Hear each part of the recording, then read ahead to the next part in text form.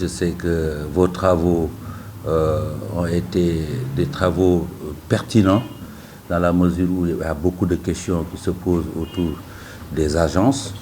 Je sais que les agences sont des fois mal utilisées et des fois mal comprises par certains.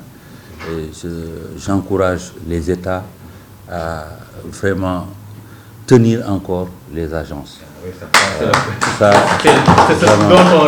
le plaidoyer dont on rêvait. Ça c'est important parce que avec l'événement d'Internet, on ne sait plus qui est qui. Donc il y a des personnes bien intentionnées et mal intentionnées aussi qui se substituent des fois de votre rôle. Et ça c'est important. La deuxième chose aussi, c'est que vous devez alors absolument vous conformer à la réalité. La réalité actuelle, voilà, il faut avoir une lecture et à partir de cette lecture, aussi modifier des choses pour être au diapason. Chaque information, elle est importante. Elle est importante, elle peut être importante pour le pays, mais elle peut aussi devenir une information virale, une information mondiale. Et donc, on doit respecter la source. On doit respecter la source pour des raisons économiques, d'éthique aussi.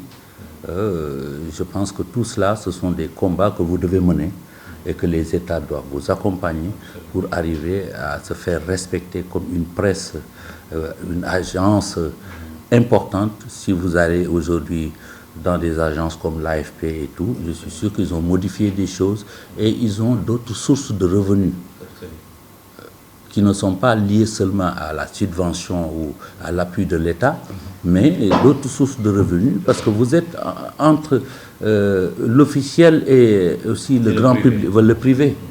Donc vous devez amasser des recettes aussi pour vous permettre de survivre et de continuer.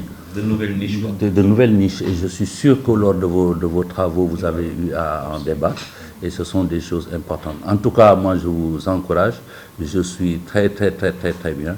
Je sais que le réflexe de toute personne responsable, en tout cas, ou qui connaît, c'est tout de suite, je vais à l'agence de presse pour être sûr que l'information est vérifiée. Donc, dans tous les pays. Donc, essayez de garder ça. Communiquer aussi, beaucoup plus. Communiquer, ça ne veut pas dire aussi seulement envoyer un article.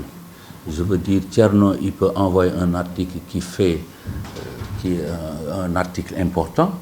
Il doit se retrouver demain dans les médias pour expliquer son article, pour faire la promotion de son article, de ce qu'il a eu à écrire. Mais aussi rester autour d'un bureau, envoyer les informations, disparaître. Ce sont les autres qui l'exploitent, qui viennent, on dirait que c'est eux-mêmes qui ont eu à écrire cet article et tout.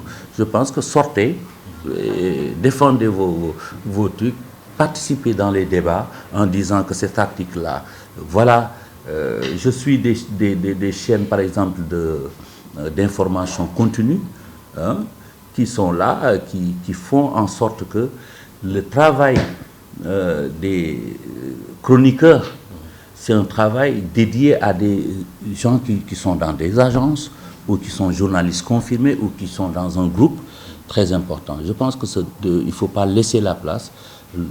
La nature a horreur du vide.